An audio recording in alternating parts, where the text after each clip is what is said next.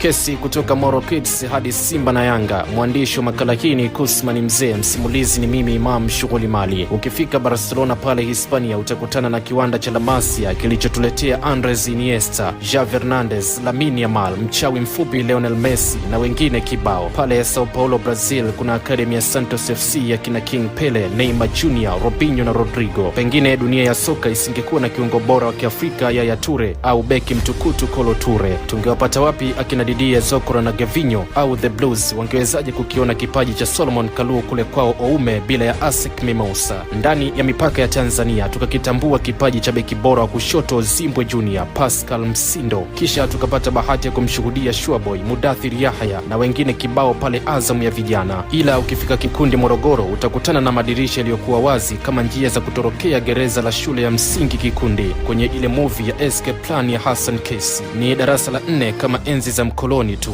Beki wa boli akaachana na daftari zake na kujikita kwenye soka pale Moro Kids. Mchezo wa soka ukapata huduma ya kipaji chake ni baada ya Maxime kumwamini pale Mtibwa, kisha kwenda kuchukua ubavu wa Lunyas na kumweka benchi ni Mubona. Mitaa ya Jangwani ikapata baraka zake, kisha Nkana Red Devils ikaonja talanta yake kabla ya kurejea tena Tanzania. Unakumbuka ile siku mnyama alipokutana na Nkana hapo Lupaso? Kuna muda aliondoka na kijiji chake kabisa, alafu Aishi Manula akaokoa lile jaribio lililopikwa na Hassan Kesi Ramadhan. Huenda tusingekuwa na beki bora wa kulia Tanzania Shomari Kapombe, ile Moro Kids ikawatoa Juma Abdul Mnyamani, Shiza Ramadhan Kichuya na wengine wengi. Hiki ni kiwanda cha soka kinachopaswa kutunzwa na kulindwa daima. Mwandishi ni Kusman Mzee, msimulizi ni mimi Imam Shughuli Mali.